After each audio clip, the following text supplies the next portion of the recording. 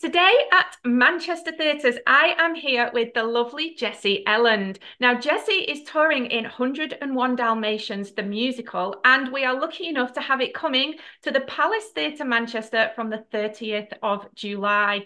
Now, of course, many people know Jessie from being a series regular in Emmerdale as Chloe, where, to be fair, she was not half put through the mill, but what it did is result in some, to be honest, absolutely outstanding acting. I nearly called you Chloe then. Jessie has also been seen in Cobra in Sky and has a debut novel coming out early 2025 called The Lady Upstairs, which I'm going to be asking you about later. But first of all, it's all about 101 Dalmatians. So thank you so much for joining us. Thank you for having me, and thank you for such a lovely introduction. Oh, you're very welcome. So 101 Dalmatians. Now, I want you to tell us about this because it's not quite the story we might be imagining from the cutesy, fluffy Disney version.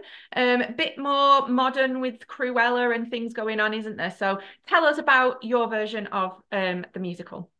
Yeah, so I think this is a little closer to what people know from the book than the Disney version. But, there are snippets of both, and then a lot of new stuff that we've added, one of which being all these amazing songs. And the style, I think, is very, it's something we've made our own. It's very unique and it's very exciting and it's very fresh. And there's kind of like a social media element to it, isn't there, with Cruella wanting followers and things like that? Is that right? So not so much in this one. That is the version that was in Regent's Park Ah, a couple of oh, so it's years different ago. again. Yeah, so which was really exciting for us because then the rehearsal process was also not just kind of going in and saying you will be doing this and this is how it works, this is what we're going to do. It was a lot more kind of, there was almost like a collaboration element to it between like the cast and all the different creative teams and all the different elements coming together and trying out what worked, finding new harmonies, new lyrics, new blocking and kind of ideas and styles and everything. Oh, brilliant. So even if you think you've seen it, you've not. Come along, basically. Exactly. And you are playing Danielle. So tell us about your character. So Danielle starts off working in a dog rescue centre and she's a little bit lonely until she happens to meet Pongo and takes him home. And through Pongo meets Perdi and Tom, Perdi's owner, and then they have their own little family unit and everything's going swimmingly until, of course, Cruella De Vil gets involved. Yes. Oh, so no spoilers. We're gonna have to kind of wait and see how it pans out. But what I do want to know is how are we going to be working with these dogs? Like, how do we see them? I know there's some puppets involved, but what can you tell us about how the dogs are going to be represented?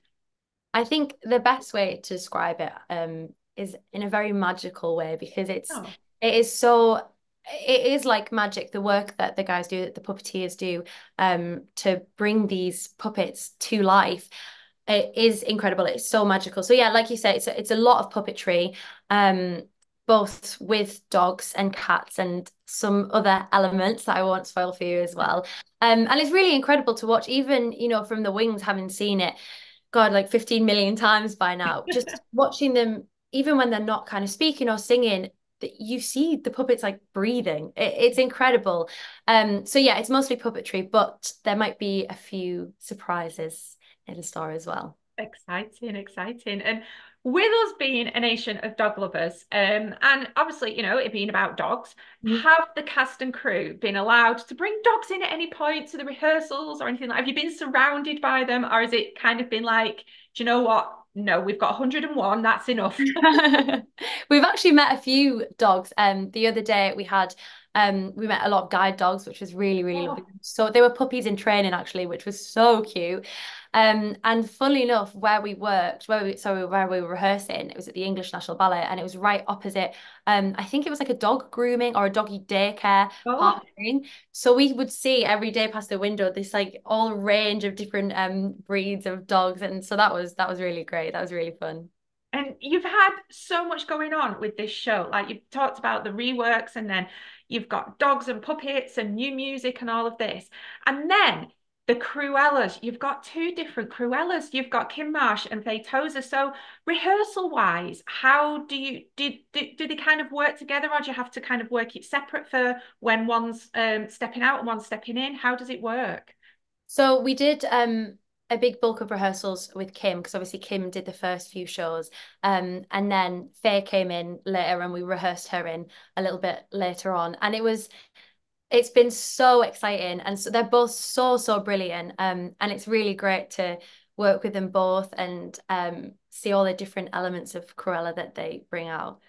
Yeah, because I Both imagine. versions are very, I think Cruella is, as much as she is a baddie, she's very fabulous. And I Oh think gosh, both yeah. versions have that kind of fabulousness to them. So it's, Yeah. And even though that's the thing, isn't it? Even though it's like the same part, everyone who plays the same part, brings something new to it, doesn't? So yeah, to see that then ripple, it must keep that idea of a tour on its toes almost, I yeah, suppose. definitely. And even, every night, even with the people that are kind of, are in the same parts, you find something different each night. And sometimes it goes off what the audience is like or what someone else in the scene is doing. So it's always kept really fresh through the tour, which is nice. Yeah. And you've already mentioned the fabulous new music that we've got from Douglas Hodge. So can you tell us any favorites, any ones to look out for? Oh, I Oh, okay. I have two favorites. I think one of my favorites is called Two Bad Criminals, which is set in a pub, and we have all these different brilliant characters coming together, and it's just so fun. It's that classic kind of toe tapping big ensemble musical theatre number where you have all these different colourful characters. So that one, and then also I love one of Cruella's songs, which is Animal Lover, which is such an earworm. It's really fun, and I love it so much as well because that's kind of in between two scenes that I'm in, so I get to stand in the wings and watch the whole thing, which is really exciting, and try and recreate some of the choreography, which is harder than it looks. I'm not a dancer, so but I've got the Just whole tour to try and learn Yeah. it. Just stood in the wings, sorry, kind of like strutting your stuff a little bit. I'd be doing that all the time if I was in a show. I'd be terrible. I'd be just like, no, I just want to watch this bit. But it's a costume change here, but I just want to watch this I bit. know, and it's like I haven't got tired of watching it. Yeah, it's so fab. Like all the costumes and the set and naturally the company as well are brilliant. And this is your musical theatre debut, isn't it? Yeah, Yeah. yeah, which is really I mean, exciting. yeah, wow, what a big way to do it. How have you found that transition from television to actually having the luxury of like big rehearsal? Well, I Yeah, do you suppose know what? more That's been than the biggest difference. Because when I got to Emmerdale, I hadn't really done a lot before, and I'd only done Amdram musicals and Amdram theatre, and with that, it's kind of like a long 3 months rehearsal thing for a week or 2 weeks of performing. So I thought I'd get to Emmerdale and it'd be like, oh, you have a full day rehearsing, then you shoot the rest of the half of the day or something. And I remember it was very much like because it was in COVID as well, so it was a lot different. It had to be a lot quicker. But it was like, yeah, camera A is going to be there, camera B here, let's shoot. And I was like, huh? This is how it works? So it's really nice having the luxury of, like you say, having this long rehearsal process and also not having to learn 5 new scenes every single day. It's really yes. exciting too. Yeah, there's a script, go. You're like, wait, what now? Yeah. Oh, no, we need to talk about your book. Congratulations, first of Thank you all. so much. Thank Thank you. you. Yeah, so tell us all about the lady upstairs. I believe it was kind of inspired from the house from your childhood or something that Yeah, as well. So it's gothic fiction. So it's a little bit kind of haunted house-esque. And I don't live in a haunted house. The reason that's related, I think, is because when I was a little bit younger, we were extending our house and kind of we had a little bungalow and we were kind of building around it to extend it.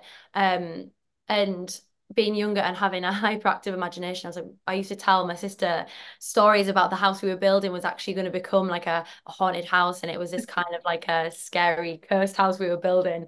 So it kind of that element influenced the novel a lot, kind of remembering the scary stories me and my sister used to tell each other. yeah. Which was all Oh, fun and games until we actually had to go to sleep in it and then remember all the oh. scary stories. Well, congratulations. Honestly, I'm going to be buying it. I am a bookworm myself, so I will be Oh, buying it and reading great. it. Yeah. So congratulations. So Thank you've you. got so much going on. You've got debuts in musicals. You've got debuts in novels. I mean, why we're so lucky to have this show coming to Manchester. We do really well with our shows. This is going to be no exception. So why should people come and watch this show? It's so feel good. There's something for everyone, I think, which is always the classic line. But there really is. Yeah. You know, the script, the songs, they're such earworms. It's just really, really joyful, really fun. And visually, I think it just looks incredible, like the set and the costumes. But I think the big thing, and I think the thing that makes it so unique is the puppetry and kind of the magic of that and the magic of seeing them being brought to life. And we've had it timed perfectly. Start of the school holidays, Mhm. 101 Dalmatians, come along to the Palace Theatre at Manchester.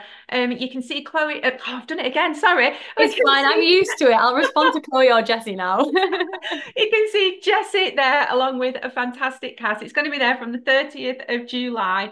Thank you so much. And I promise next time I will get your name right the whole way through. Don't worry about it. It goes to show how fabulous you were in the role. Honestly, it was amazing. Thank you so much, Jessie. And we wish you luck and we will see you soon. Thank you. Thank you for having me. Thank you.